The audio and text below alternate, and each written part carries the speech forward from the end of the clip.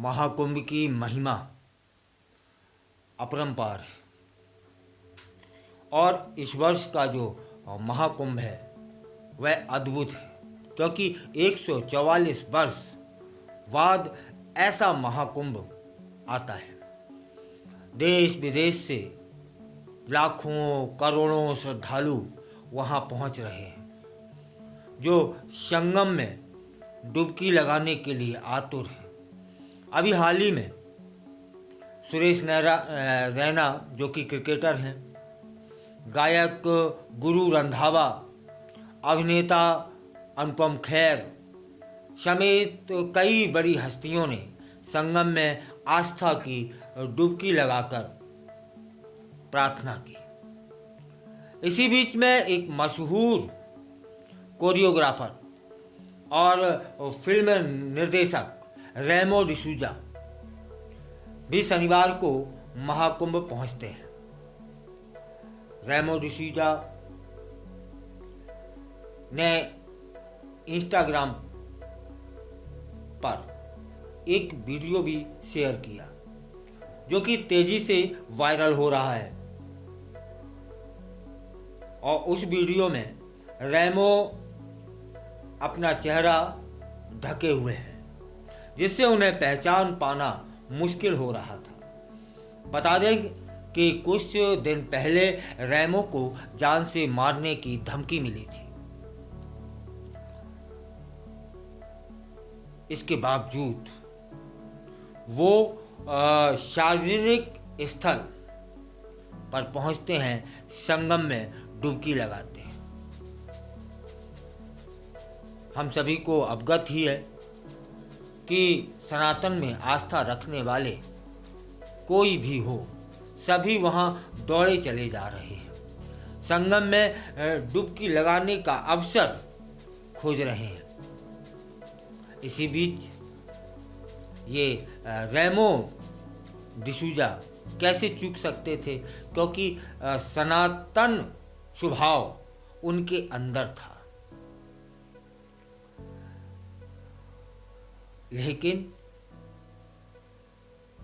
वो पकड़े गए का तात्पर्य है मेरा यहाँ कि वे छुप कर गए थे, खुद को ढक के गए थे, लेकिन उनके चाहने वालों में से उन्हें खोज लिया, सिर्फ आँखों से पहचान लिया कि ये रेमो सर हो सकते हैं। उन्होंने लाख कोशिश की थी खुद को छुपाने की, क्योंकि आस्था के स्थल पर प्रचार कैसा। संगम के किनारे सीढ़ियों से गुजरते हुए एक महिला ने उन्हें पहचान लिया। महिला ने रेमो डिसूजा को रोकने का प्रयास किया, लेकिन वे आगे बढ़ जाते हैं। हालांकि इसके बाद रेमो की कई तस्वीरें और वीडियो सोशल मीडिया पर वायरल हो गए। बताया जा रहा है कि रेमो डिसूजा अपनी पत्नी लिजेल और बच्चों के साथ संगम नगरी पहुंचे थे। उस दौरान उन्होंने आस्था की डुबकी लगाई, साथ ही नाव की सवारी भी की, और उस दौरान कोरियोग्राफर और फिल्म निर्देशक रेमो डिसूजा ने पक्षियों को नमकीन खिलाया। इसके बाद वह स्वामी कैलासानंद गिरी जी महाराज से भी मिलने गए और उनके प्रवचन सुने, उनसे आशीर्वाद भी प्राप्त किया। सोशल मीडिया पर इस स्नान की चर्चा भी है कि बॉलीवुड से जुड़ा हुआ एक इंसान खुद को काले कपड़े में, काले शॉल में ढक करके वहाँ पहुँचते हैं और डुबकी लगाते हैं, जबकि बॉलीवुड का जो स्वभाव है वह छुपा नहीं है।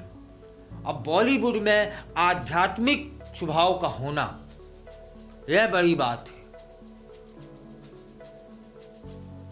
इसलिए हम सभी को इस अवसर को खोना नहीं चाहिए, जिसको जब मौका मिले, जैसे मौका मिले, संगम तट पर पहुंचे,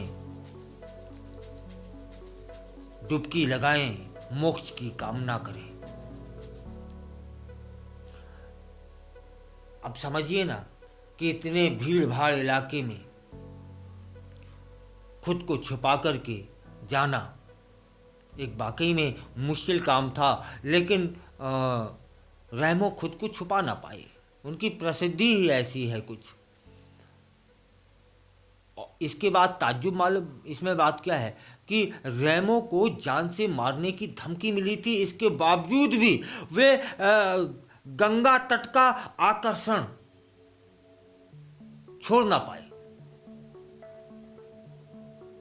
जब इस विषय में उनसे पूछा गया कि आपको जान से मारने की धमकी मिली है, फिर भी आप गंगा तट पर आकर के डुबकी लगाने से बिल्कुल डरे नहीं, तब उन्होंने कहा कि भोलेनाथ और मेरे फैंस हमेशा मेरे साथ रहते हैं, इसलिए मुझे किसी बात का डर नहीं है, मुझे कुछ नहीं होगा।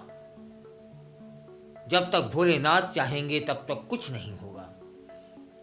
अभी कुछ ही दिन तो पहले रैमो को जान से मारने की धमकियां मिली थी। इसके बाद यह निडरता, यह आध्यात्म में पूरा विश्वास सुनिश्चित करता है कि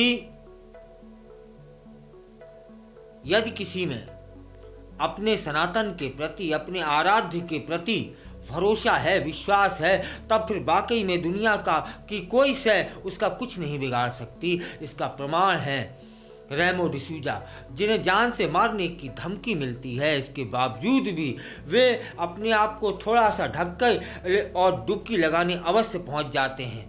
और जब उनसे पूछा जाता है कि आपको जान से मारने की धमकी मिली, इसके बाद तब फिर वो कहते हैं मेरे साथ भोलेनाथ हैं, और जब जिसके साथ भोलेनाथ होते हैं उसका कोई कुछ नहीं बिगाड़ सकता। इसके बाद तब यहाँ कहना चाहते हैं कि बॉलीवुड की हस्तियाँ वहाँ पहुँच रही हैं, क्रिकेटर वहाँ पहुँच रहे हैं। मतलब बॉलीवुड की दुनिया कैसी है हम आप सभी वाकिफ हैं, और बॉलीवुड में आध्यात्म मन ले के कोई इंसान है, यह बड़ी बात है, यह बड़ी बात है।